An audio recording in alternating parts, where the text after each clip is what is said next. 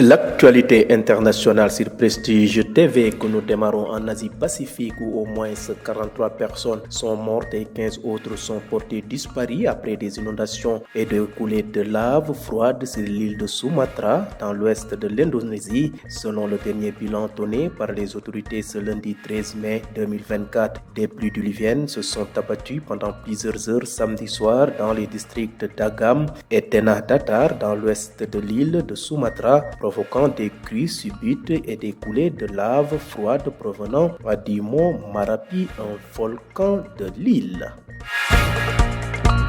Au Moyen-Orient, l'armée israélienne a mené ce week-end de nouveaux bombardements meurtriers dans la bande de Gaza. Le ministère de la Santé du Hamas a annoncé un nouveau bilan de 35 034 morts depuis le début de la guerre. Plus de 20 Palestiniens et des médecins ont été tués ce dimanche. L'armée israélienne concentre ses attaques sur Rafah, à la frontière égyptienne. Elle a ordonné de nouvelles évacuations de cette ville qui est toujours menacée d'une offensive terrestre d'envergure.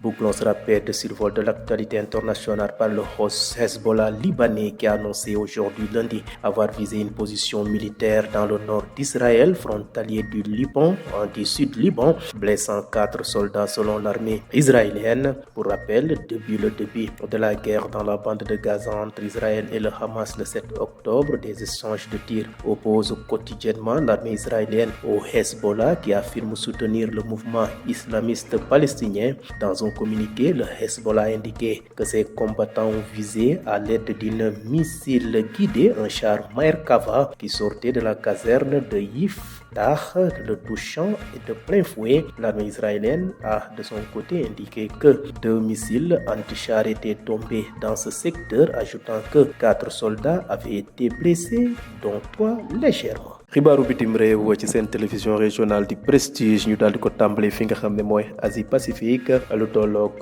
ñeent fukki nit ak ñett jàpp nañ seen bakkan, fukk ak ay juróom daal di réer ginnaaw taw yu métti amee fa nga xam ne mooy île bu Sumatra nekk ca bëj soowub dëkk bi di Indonésie.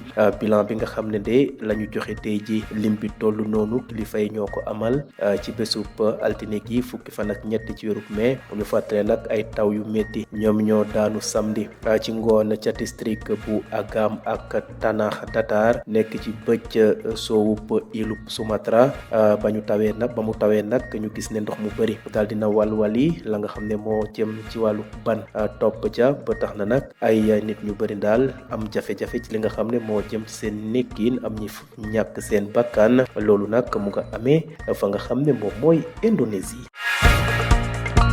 jóge fi nga xam ne mooy Indonésie dem ca Moyen-Orient, armée bu Israël de ci njeexantalub semaine bi amal na ay bombardement yu métti jëmale ko ca bande de Gaza. Ministère bu yore wàllu wér-gu-yaramu ca bande de Gaza te bokk ci waa Hamas wax nañ ne daal bilan ba ña ca faatu tollu ca 35 034 ñoo xam ne ñàkk nañ seen bakkan bi guerre bi tàmbalee ba léegi.